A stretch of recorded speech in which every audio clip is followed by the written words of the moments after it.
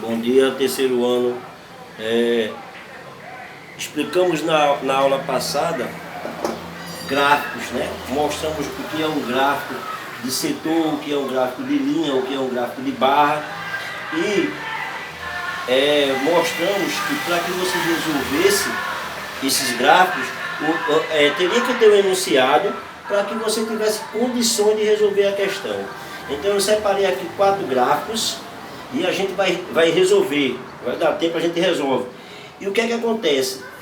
Eu coloquei isso aqui para facilitar, mas eu vou deixar um e-mail aqui e vocês vão mandar um e-mail para mim solicitando essa ficha aqui, ó, aonde está a questão que eu estou resolvendo. Então, quando vocês mandarem o e-mail para mim, eu vou mandar a ficha para todos vocês, porque eu estou tendo um pouco de dificuldade para colocar a ficha lá no portal. E como vocês vão ter que mandar um trabalho para mim escaneado, eu já vou colocar aqui um e-mail para vocês e vocês mandam o e-mail para mim. Nesse e-mail eu vou mandar para vocês a ficha, onde estão os problemas que eu estou resolvendo, que vocês vão resolver junto comigo, e também vai ter o trabalho que você vai ter que fazer, tá certo? Para que eu atribua uma nota a você. Vamos lá. Para você analisar o gráfico, ele vai ter que fazer algumas perguntas. Então, ele falou aqui da cotação do dólar de janeiro a setembro de 2015. E ele disse que essa cotação era feita exatamente no último dia do mês. No último dia do mês. Ok? No último dia 8 de cada mês. 28, aqui ó, agosto. Só o mês de setembro é que ele colocou alguns dias a mais. Tá certo? Mas em todos os outros é o último dia útil de cada mês. Então o que é que ele fez na primeira pergunta? Na letra A. Olha, pessoal. Ele perguntou: em dezembro de 2014, a cotação do dólar comercial foi menor do que 2,689. Errado. Por que isso aí estaria errado? Porque lá no questionamento, quando ele coloca o gráfico, ele diz com base exclusivamente nos dados apresentados do gráfico. Então, se o gráfico representa o ano de 2005, não faz sentido ele falar em 2014. Então, isso aí já seria falso. Na letra B, o maior valor para a cotação do dólar comercial foi verificado no dia 28 de setembro. Isso aqui é verdade? Não. Por quê? Porque no dia 22 de setembro ele chegou a 445, que é maior do que 409. Ok? Então isso aqui também seria falso. Isso aí ficou fácil de ver, né? Ficou fácil de ver. Na letra C, ele diz: a função que representa o valor da cotação do dólar comercial em relação ao tempo é crescente no intervalo apresentado no gráfico. Pessoal, observe que eu disse a você, né? Nem sempre uma representação gráfica na estatística é uma função. Nem sempre é uma função. Tá certo? Beleza? Nem sempre é uma função. Mas aqui ele analisou isso como sendo uma função crescente. E não é o caso. Então, a letra C também seria falsa. Por quê, Rogério? A função, quando é crescente, vai ter sempre valores maiores. Se ela é crescente, vai aumentando. Mas o que é que acontece? Cresceu, cresceu, decresceu. Cresceu, decresceu, cresceu, cresceu, cresceu, cresceu, cresceu, decresceu. Então, se ela cresce e decresce, ele disse que a função era crescente, então é falso. Porque essa função tem momentos em que ela cresce e tem momentos em que ela decresce. Considerando o questionamento dele do gráfico estatístico aí. Na letra D,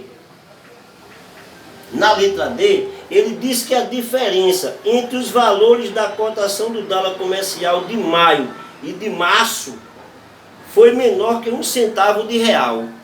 Não é verdade? Então aqui, ó, menor que 1 centavo. Ele está dizendo que foi menor do que 0,01. Menor do que 1 centavo. Então o que é que eu faço? Eu pego os dois valores, o valor de março e o valor de maio, e faço a diferença. 3,192 menos 3,187. 7 para 12, 5. 9 para 9, nada. 1 para 1, nada. 3 para 3, nada. Então, lógico que essa cotação, a diferença foi menor do que 1 centavo de real. Então, a sua resposta seria a letra D. É onde você tem a sua verdade. Ok, pessoal? A sua verdade. Ele quer a resposta certa. E na letra A, na letra E, me perdoe, ele diz que em 15 de agosto, o valor da moeda foi menor que 3,629. Pessoal, observe que ele está dizendo que isso aqui é o último dia útil. O último dia útil foi 3,629. E ele está dizendo que no dia 15 foi menor. Não, isso aí é para enganar você, porque você está vendo aqui que é uma crescente.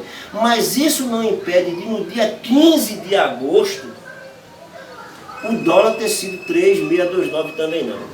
Isso não impede não.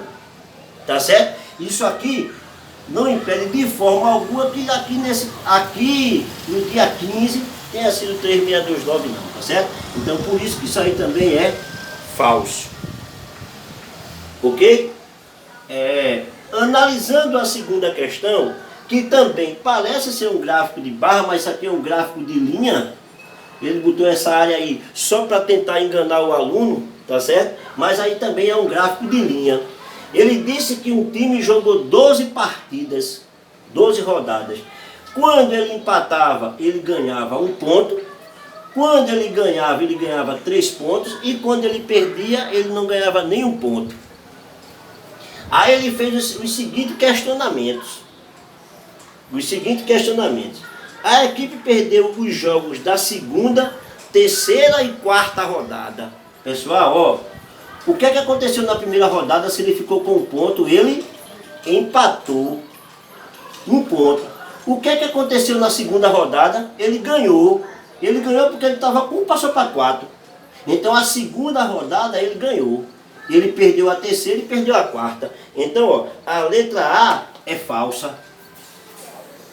Por quê? Porque ele disse que ele perdeu a segunda, a terceira e a quarta. Mentira. Na segunda ele ganhou. Que ele passou de 1 para 4 pontos. Ok? Na letra B, ele diz que nas 12 rodadas, o número de vitórias foi igual ao número de derrotas. Vamos ver quantas vitórias ele teve. Ó, ele venceu aqui. Concorda que ele venceu aqui, ó?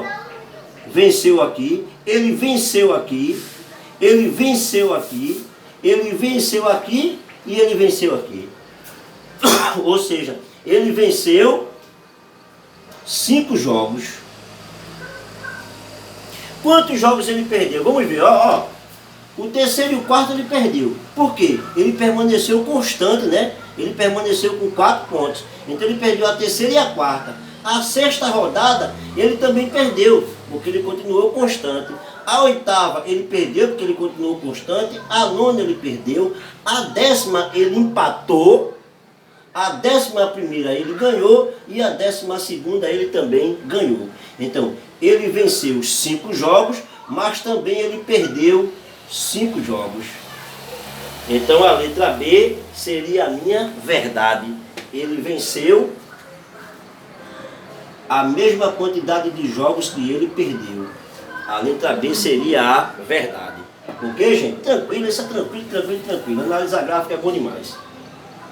Se você quiser fazer, você faria. Ele disse que a média dos pontos é igual a 1,5. É claro que eu vou ver a quantidade de pontos agora que ele está, vou dividir, né, pela quantidade de partida, concorda comigo? E vou ver a média. Só que não tem necessidade porque eu já achei a verdadeira. Na letra D, a equipe conseguiu 2 empates entre a sétima